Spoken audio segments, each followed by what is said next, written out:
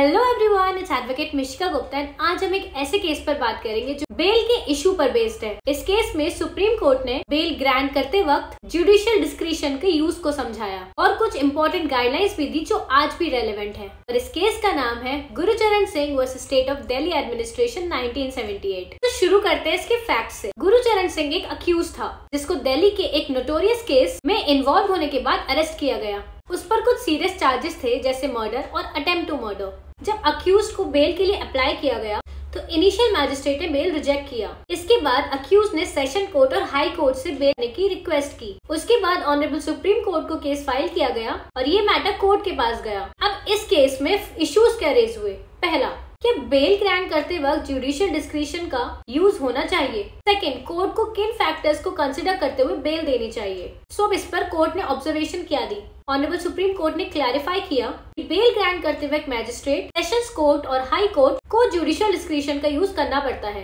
Court ने ये भी कहा कि बेल एक राइट है बल्कि एक प्रिविलेज है जो कुछ कंडीशंस के साथ मिलता है। So what are the principles for granting bail. पहला, लाइक्लीहुड ऑफ एब्सकॉन्डिंग। अगर अक्यूज के बारे में ये लगता है कि वो जस्टिस से भाग सकता है तो बेल रिजेक्ट हो सकती है। Tampering with evidence. अगर अक्यूज का इंटेंशन है कि वो एविडेंस को मैनिपुलेट करे तो यहाँ पर भी बेल रिजेक्ट की जा सकती है। सीरियसनेस ऑफ ऑफेंस, ये भी देखा जाता है। अब अगर ऑफेंस सीरियस है जैसे मर्डर या अटेम्प्ट टू मर्डर तो ऐसे केसेस में भी बेल रिजेक्ट की जा सकती है। Next, right to fair trial. Court ने ये भी कहा कि बेल ग्रांट करने से पहले अक्यूज के केस का प्रॉपर इवैल्यूएशन होना चाहिए ताकि एक फेयर ट्रायल हो सके। इस केस ने सेक्शन 437 और सेक्शन 439 ऑफ CRPC के बीच का डिफरेंस क्लैरिफाई किया, जहां मैजिस्ट्रेट और सेशन कोर्ट या हाई कोर्ट को बेल ग्रांट करते वक्त अलग डिस्क्रिशंस होते हैं। गुरुचरण सिंह केस ने बेल के प्रिंसिपल्स को क्लियरली डिफाइन किया और जुडिशियल डिस्क्रिशन के यूज को एम्फसाइज किया। ऑनरेबल सुप्रीम कोर्ट ने यह भी डिसाइड किया कि कोर्ट को अक्यूज के पास्ट हिस्ट्री, ऑफेंस की ग्रेविटी और फेयर ट्रायल की गारंटी को ध्यान में रखते हुए बेल ग्रांट करना चाहिए।